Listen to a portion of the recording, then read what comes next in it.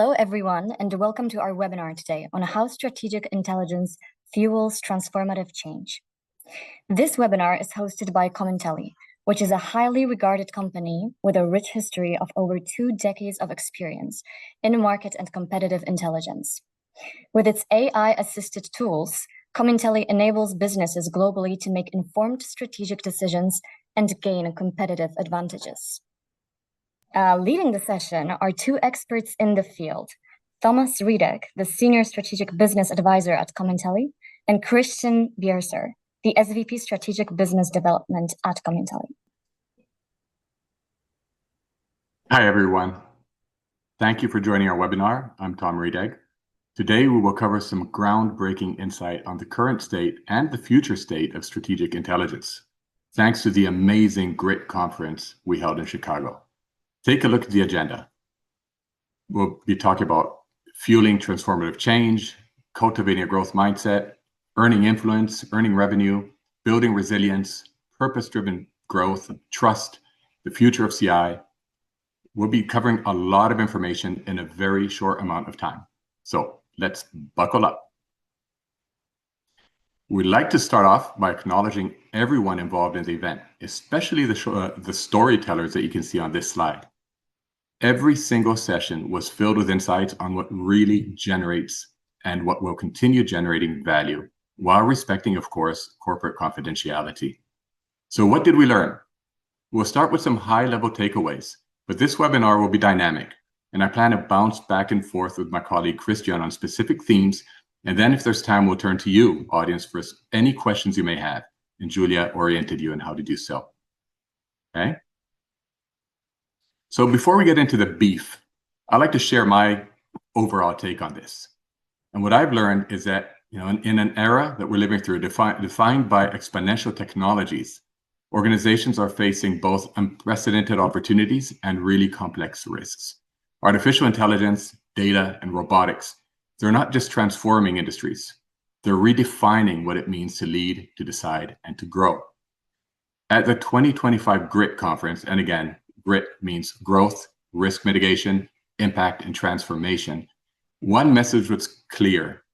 To thrive in the future, leaders must use competitive intelligence as both a growth engine and a risk radar. The winners of tomorrow will be those who are bold, adaptive, humanity-centric, balancing performance with purpose. This is not just about staying informed. It's about using intelligence to shape markets, to guide investments, and to anticipate disruption before it happens. Christian, you were super involved in all this. I'd love to hear your thoughts. What's your take? Well, thanks so much. Indeed, I was. Hi, Tom. Hi, everyone. I'm really delighted to be here with you. Well, my take is on the transformation. Competitive intelligence, has traditionally been seen as an analytical support function, tracking competitors, writing reports, and informing decisions. But this landscape is shifting, and it's shifting fast. So in the data-driven world, competitive intelligence must evolve from that reporting stage to foresight. It must anticipate disruption, identify new market opportunities, and reduce strategic risk. The organizations that embed intelligence into every growth and risk decision, those will be the ones that adapt first and win most.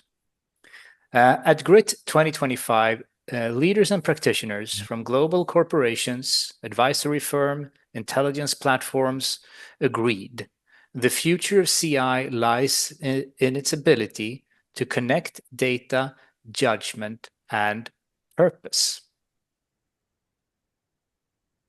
So Christian, that's great. So let's start with leadership.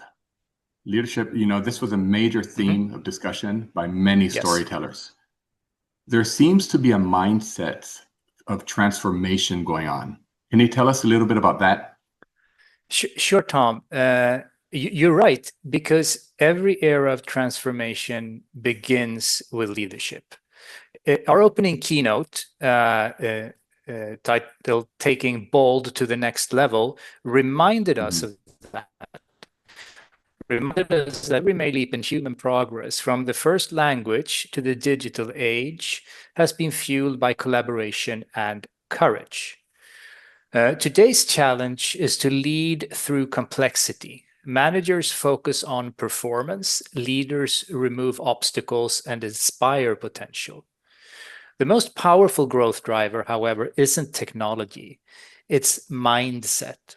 A growth mindset embraces experimentation, learns from failure, and draws inspiration from others' success.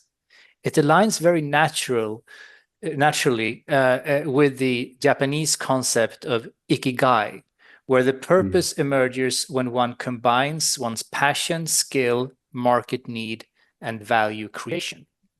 So, in a world where 77% of meetings are now virtual and disruption cycles accelerate, leadership is no longer about control.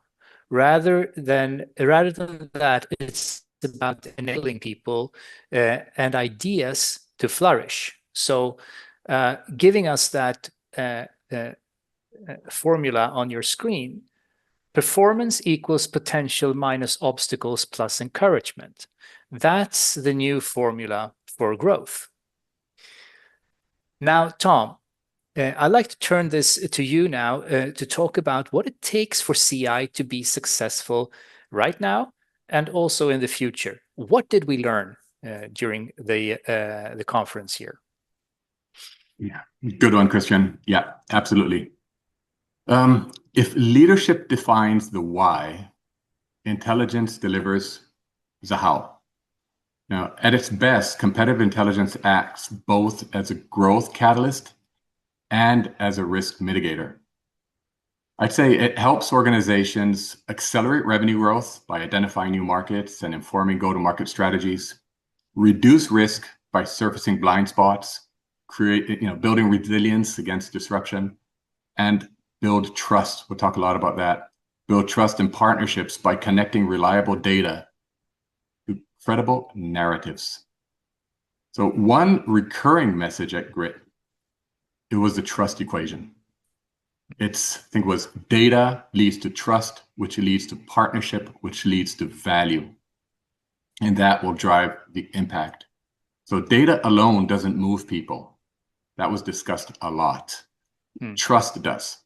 The most powerful, the most impactful organizations are those that turn data into trusted relationships with customers, with partners, and even with society. For example, I think we can mention Medical College of Wisconsin, because of public reference here, shared how data alone couldn't really change the vaccination behavior during COVID. But the partnerships that were created, for example, they mentioned with faith leaders and other institutions, built trust and actually saved lives. So in the same way, intelligence professionals must connect evidence with empathy. Insight only creates value when it earns belief. That was a strong point throughout this whole conference. So as quoted in this slide, it is insufficient to merely be correct. Professionals must advocate powerfully and appeal to the self-interest of stakeholders to gain support and advocacy. On the same line of thought, Christian, the 20th century was powered by oil, electricity, and steel. And now it looks like the 21st century runs on data, AI, and robotics. Tell us more about this. What does this mean? If organizations aren't prepared, how should they prepare? Yeah. I mean, it's not even a question anymore. Organizations that fail to adapt to these new growth drivers, they risk becoming obsolete, basically. So those that succeed will integrate intelligence directly into their business operating systems, moving through a couple of stages of maturity.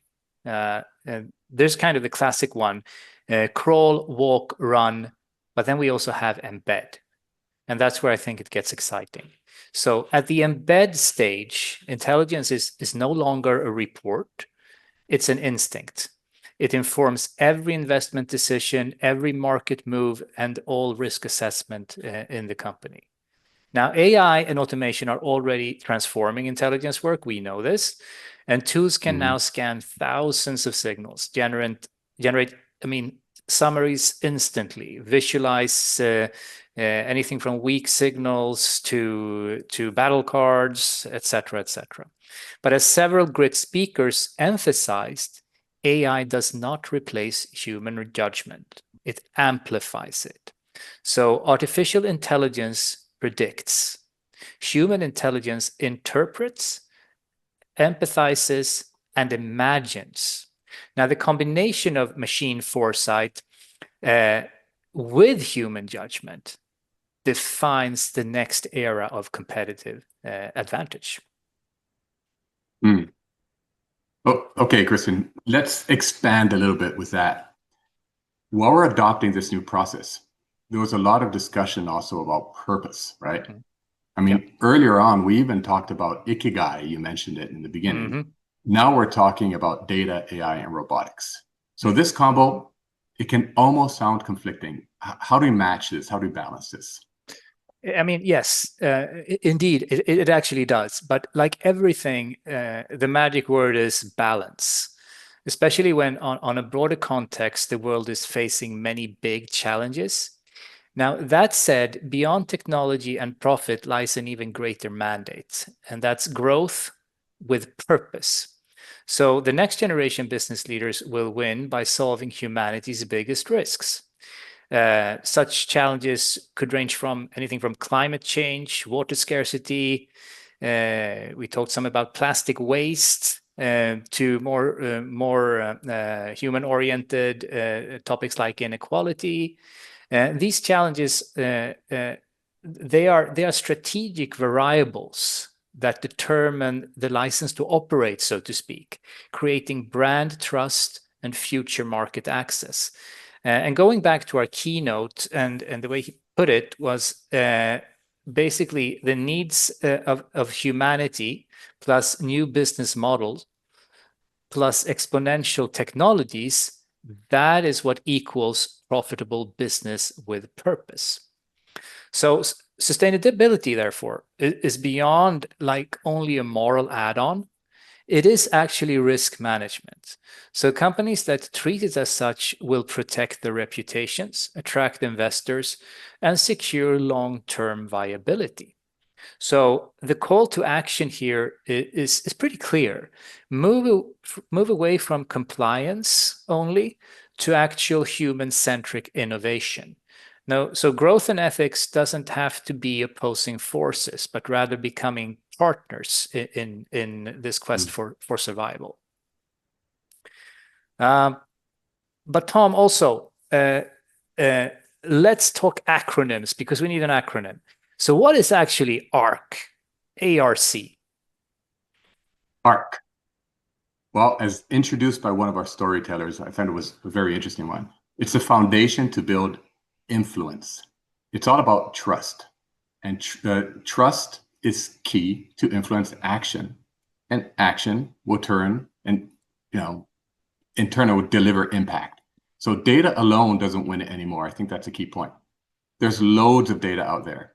You need access to understand the stakeholders. You need relevance to keep things on target and keep the access opportunity alive.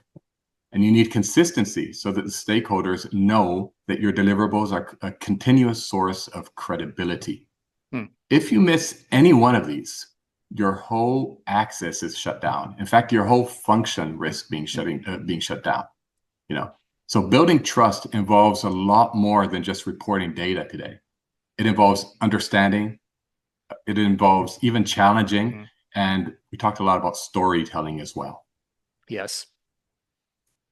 And, on that note, Christian, this conference also generated a lot of insight on what endures as tools and as trends evolve.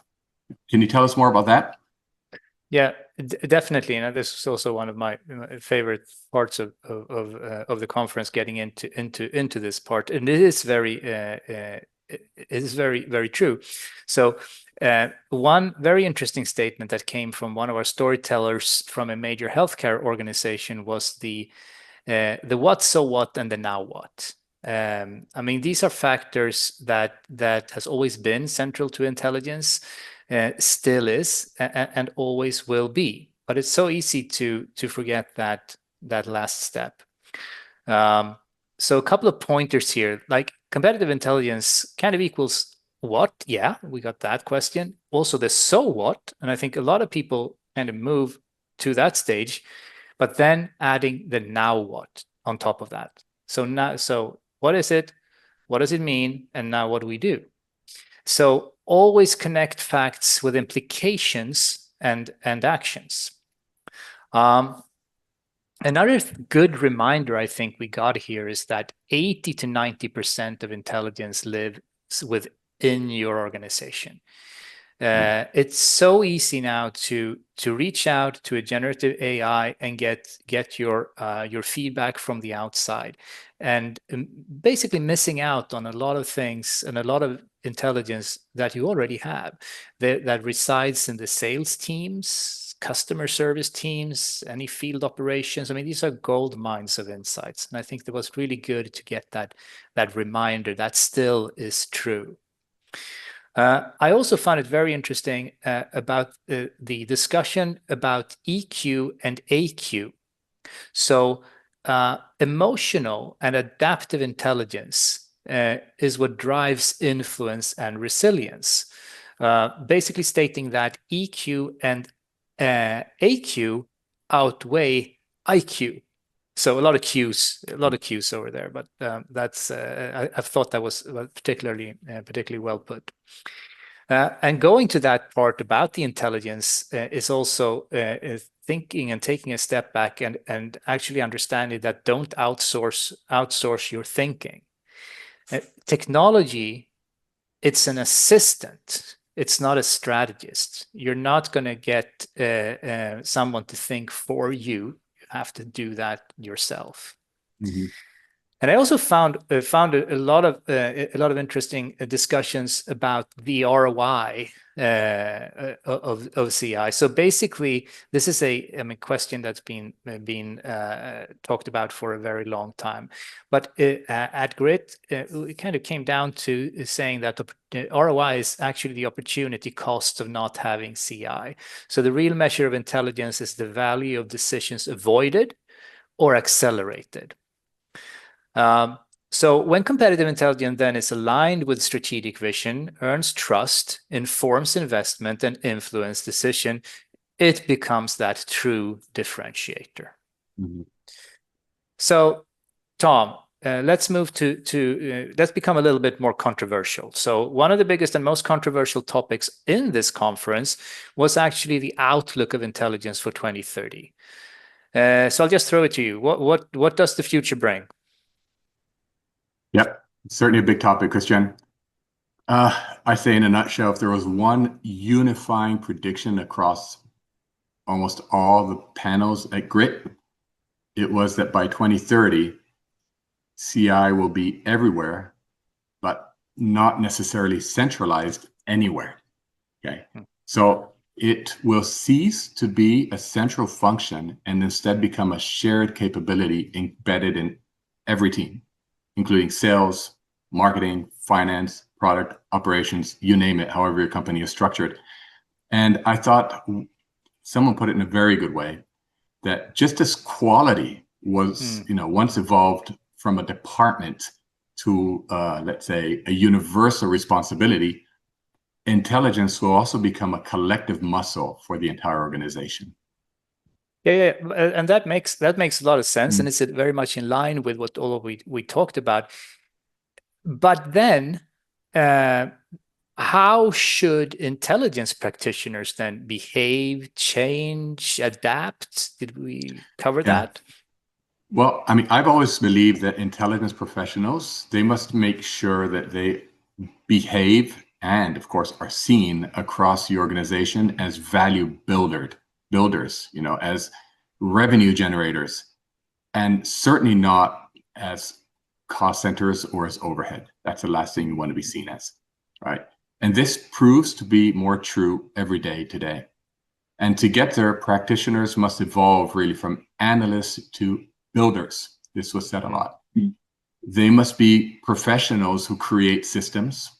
They must also influence leaderships, and they must turn foresight into action, not just advise, actually be builders And I guess the skill set of the future, if we're going to summarize what we talked about here, for that intelligence leader. So a leader will need strategic storytelling, which basically means translating complex data into persuasive arguments or narratives. Influence and debate, they'll need that skill. So engaging executives with clarity and with confidence.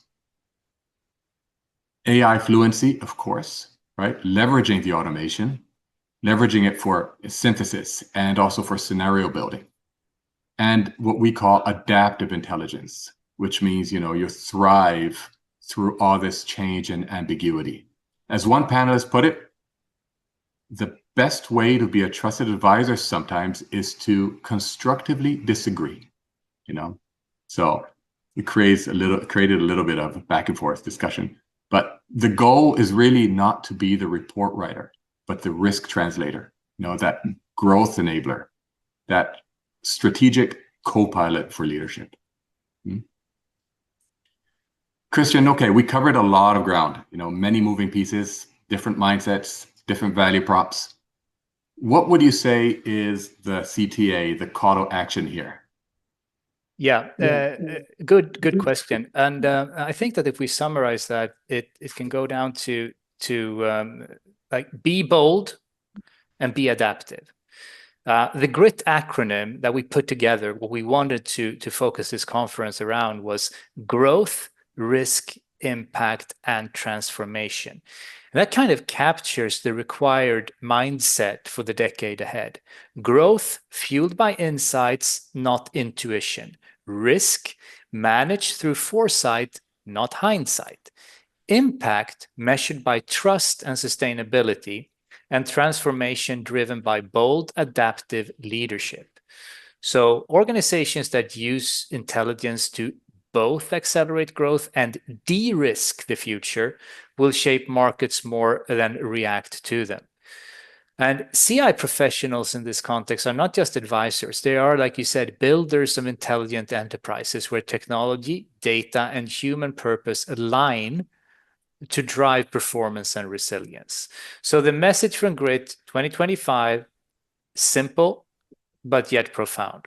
So be bold, be adaptive, build growth while de-risking the future.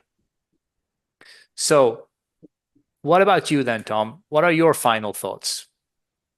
Yeah, no, thanks, Christian. Yeah, building growth while de-risking the future sums it up nicely. That's what strategic intelligence is really going to be all about. The world is moving faster than ever. AI and data, they're rewriting the rules of competition every day. We're seeing players that are outside of our industry and suddenly they're in our industry. Things are changing so rapidly and dynamically, but the essence of intelligence remains the same. Connecting the dots before others see the pattern. So as we look into 2030, success will belong to those who use intelligence not just to understand change, but to be ahead of it, to lead it. So the future of competitive intelligence is not really about prediction. It is about prediction, but more so it's about preparation. It's not about knowing, it's about doing. Nothing beats doing. Yeah, I mean, that's right. And I think this was a very focused conference on actually getting things done. So what is the good of knowing if you don't do, right? So nothing beats doing. Well, in this webinar, we tried to get a good kind of executive summary picture of the most important topics and trends that were discussed. But this conference was so rich that as a part 2 to this webinar, we'd like to go a little bit more tactical. And I'd love to dive a little bit into the panel discussion that we had, as it really got into the weeds with some great interaction from the participants regarding what is next. So let's go into that. Tom, first one, how will CI evolve by 2030? CI must be an earner. It must contribute to revenue. It should always create value. It will place less importance on manual work. In 2030, it'll be much more productive. It'll be much more foresight driven, more what's next driven. CI will shift from traditional reporting and discussing what happened to what's next. It already should be there, but you have to be there. That's the direction you have to be now. Insights must be driven to action, a shift from monitoring to sensing. This was said over and over. Another thing that's interesting here is moving also from projects to playbooks, more action sets, actionable deliverables. And then what role will technology? What will the technology play in the Intel function in 2030? Well, today you're still seeing a battle between AI and humans. What's replacing what? Where's AI replacing humans? By 2030, many believe that conversation will almost be history. It's be pretty clear what the purpose of each one is. Humans need to look at tech as a tool. AI will definitely outplace parts of the function, definitely. It will replace newsletters, curation, report building, but humans will step up. If they don't step up, they'll be replaced by someone that will step up, to leverage that AI.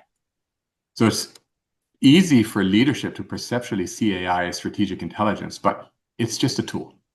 And professionals need to leverage it as a tool.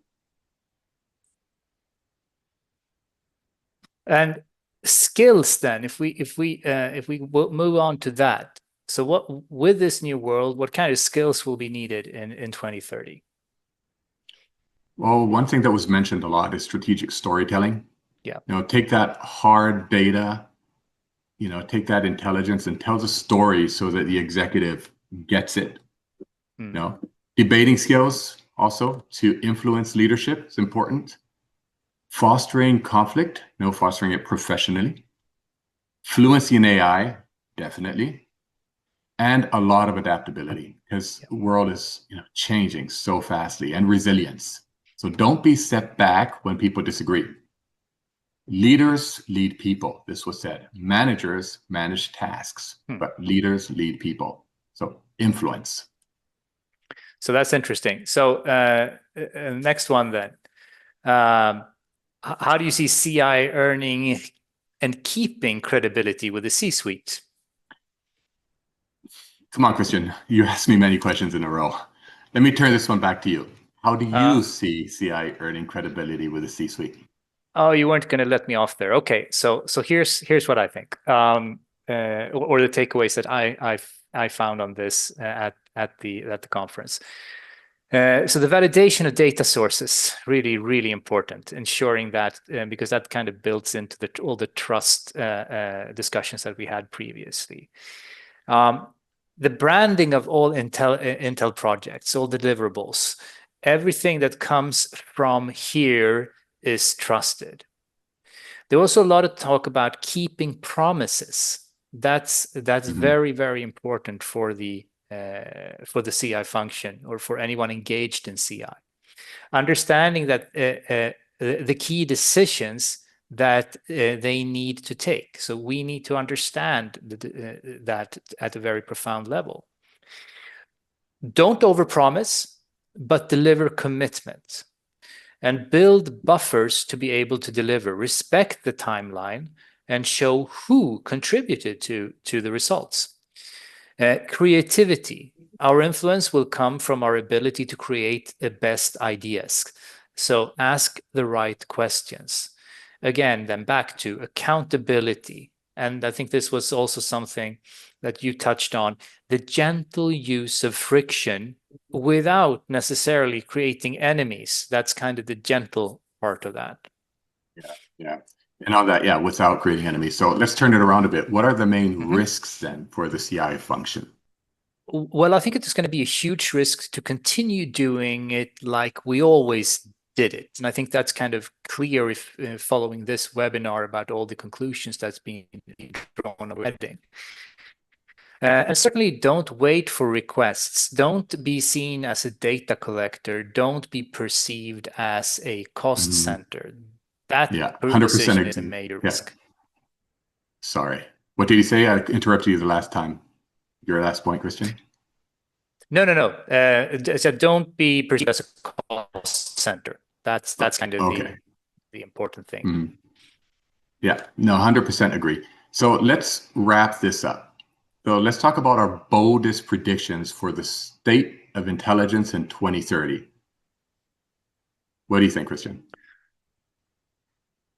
Well, I think one thing is that intelligence won't exist.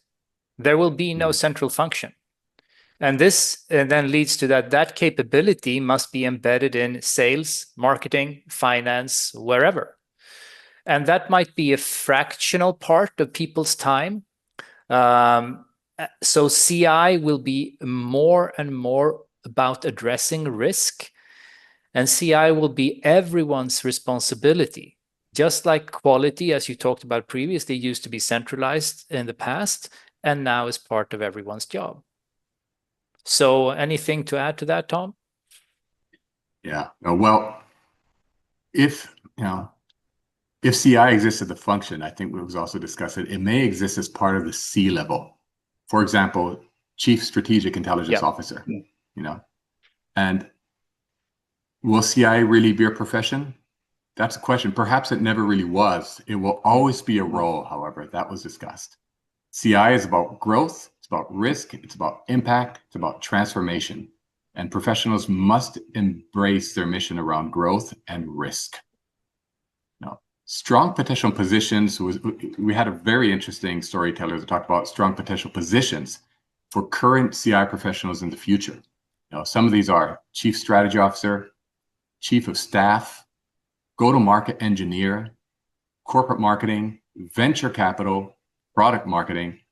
The dynamics of the CI profession is so strong and so profound that they would fit into any of these. And there's a new role trending out there called GTM engineer, right? The go-to-market engineer. This is someone that deals with tons of data from, say, 20 or 30 platforms in these big companies. And this requires people that can interpret what all that data means, right? I think another thing is always be seen as a trusted advisor. Be that trusted advisor. And one of the strongest ways to be a trusted advisor is to challenge, sometimes even disagree. So another valued asset is going beyond, it's connecting and building. So even going beyond that trusted advisor, connecting people and building, doing, right? Then, of course, enterprise risk management. We talked about that. It will only get bigger because we talked CI, growth, risk. It will only get bigger and closer to the C level. So intelligence will be less and less centralized. That we've seen pretty clearly. And the role of a dedicated CI professional may, in some places, even cease to exist. But the practice of CI, it will be everywhere. And the value will be measured in growth and risk mitigation. So thank you all. We hope you enjoyed this, and we hope to see you in the next GRIT conference. Thank you. Thank you.